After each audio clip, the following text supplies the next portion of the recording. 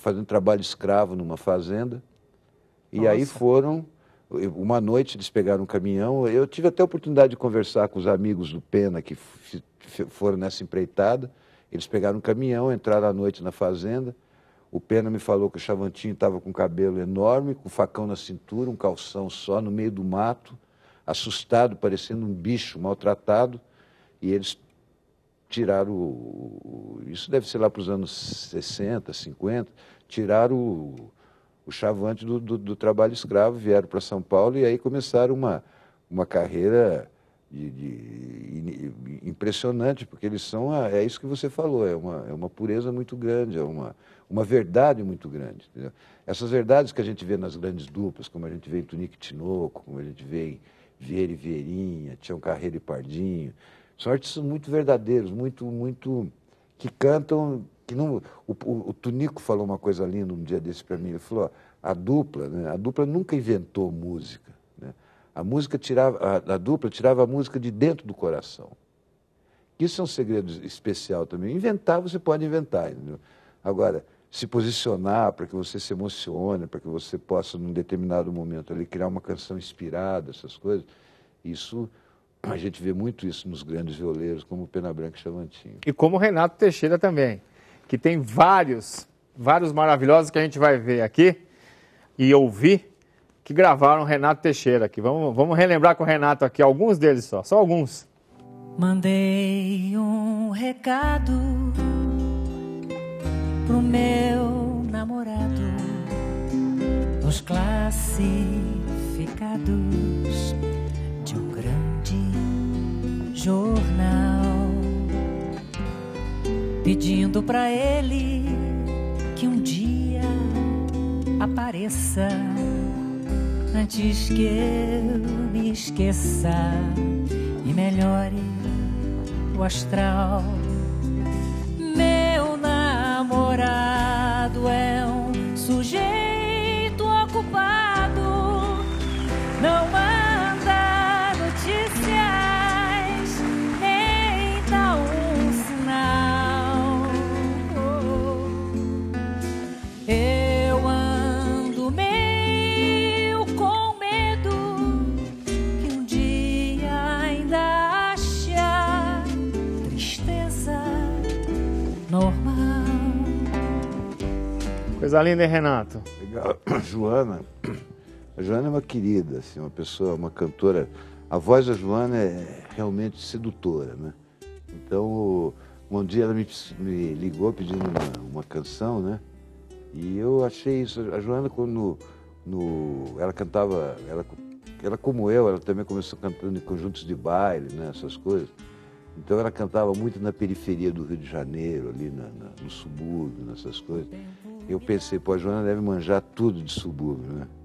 Então criar essa situação da moça do subúrbio, né? Que é uma moça que tem seus sonhos limitados, que depende muito da sorte, né? Graças a Deus que o país evoluindo, essas pessoas vão ser bem mais felizes do que vinham sendo até agora, quando era mais difícil viver, né?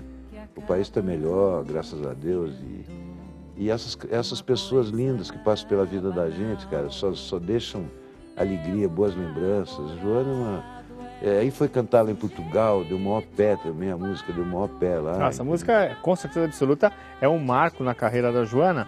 E o que eu estava observando aqui pela letra, assim, né, você vê que é uma coisa assim que é para uma mulher mesmo, uma mulher cantando, parece que foi uma mulher que fez e viveu. O que prova que o artista, ele não tem sexo, né, Renato? Como é que foi compor uma música exatamente isso, para uma mulher e passar com tamanha verdade? Bom, na música brasileira existem vários exemplos de compositores, de homens que compõem no feminino, né?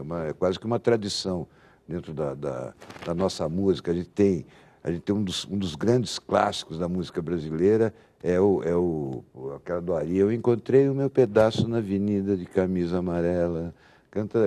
Foi Ari que fez, Ari Barroso. Chico fez coisas maravilhosas, Caetano fez coisas no feminino, quer dizer, tem uma tradição, entendeu? Então eu, como sempre, gostei muito do universo feminino também? Não, de conhecer a música brasileira. Lógico, o universo feminino, quero todo ele em torno de mim, entendeu? Eu adoro as mulheres.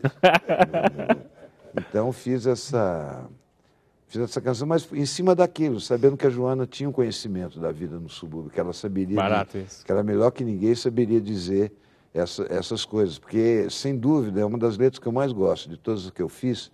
Recado é uma das letras que eu mais gosto, que fala: o tempo me dado para andar nessa terra é um tempo de guerra, é um tempo cruel, até os amores são tão mal cuidados que acabam virando uma coisa banal. Entendeu? Naquele momento era isso que eu estava sentindo Mas o tempo vai passando, a idade vai chegando e o otimismo cada dia ele fica maior, entendeu? Eu que vivi esse país em vários momentos, em várias situações, estou encantado com o que está acontecendo. Não é uma coisa, não é uma visão política, não, entendeu? Porque a política é uma tragédia, mas uma visão social do meu país. O meu país está muito bonito, as pessoas estão muito bem organizadas, as cidades estão lindas, entendeu? Tudo está a qualidade está melhorando muito. Entendeu? Como um contexto total, né? Assim, dentro do contexto eu também geral, vejo que é assim. Um país ficando bonito, né? Mas o Renato é internacionalmente também, grava internacionalmente. Vamos acompanhar aqui.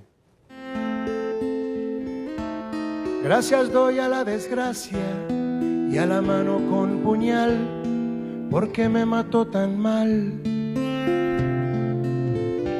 Y seguí cantando, cantando ao sol como uma cigarra. Después de un año bajo la tierra, igual que sobreviviente, regresé de la guerra.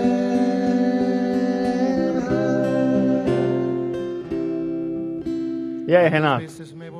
Conta pra gente aí um pouco. Essa história é legal, porque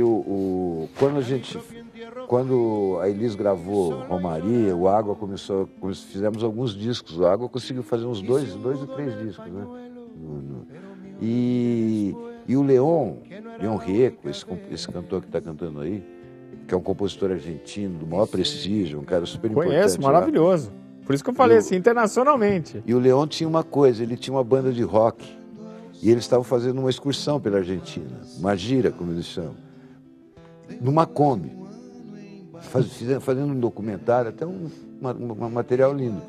Eles foram lá para onde? Como é que lá embaixo, lá, Ushuaia, aquelas coisas lá. Ushuaia. Aí e um músico botou uma fita. Essas músicas que eu faço, se tem uma influência fantástica nessa música, foi uma coisa até que começou lá em BH, estava o Sérgio Mineiro, que é irmão do Marcinho, a Marisa estava, inclusive, um dia que a gente estava numa casa e ouvimos pela primeira vez, no final dos anos 60, Mercedes Sosa. Maravilhosa. Então aquilo foi uma coisa muito impactante. Então a gente começou a desenvolver um pouco aquelas coisas do que a gente fazia. Olhando um cavalo bravo, no seu livre cavalgar, passou-me pela cabeça uma vontade grande de também para um cavalgar. E tinha muito dessa do que eles chamam de samba argentino, essa levada.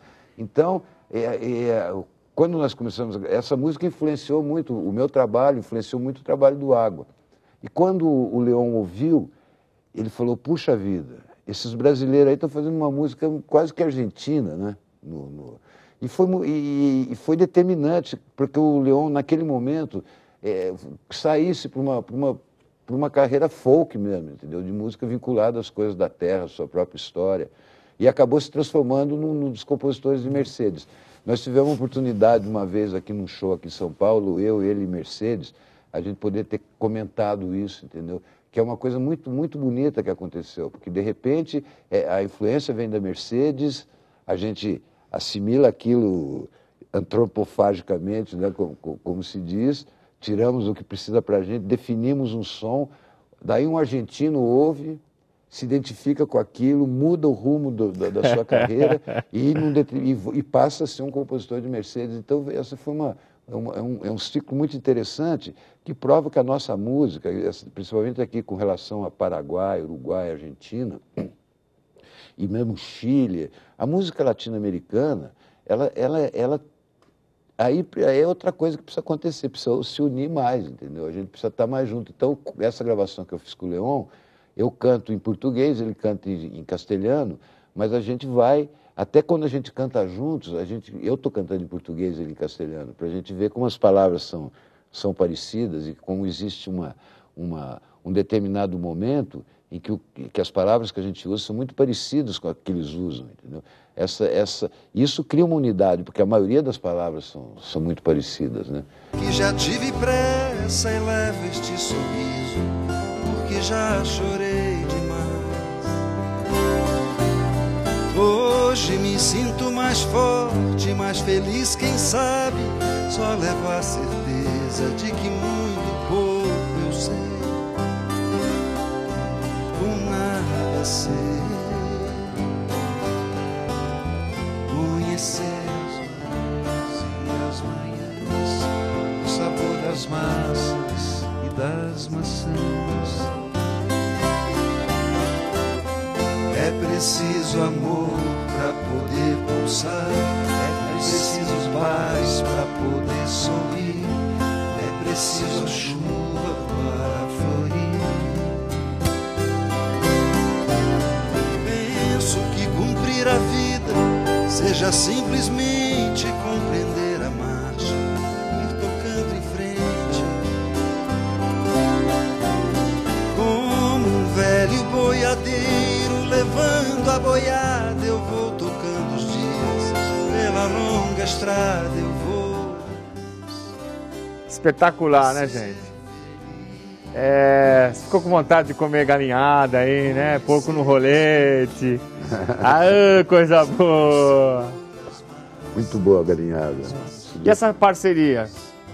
Você sabe que uma vez eu fui no show do Almir e alguém da plateia pediu uma música pra ele lá.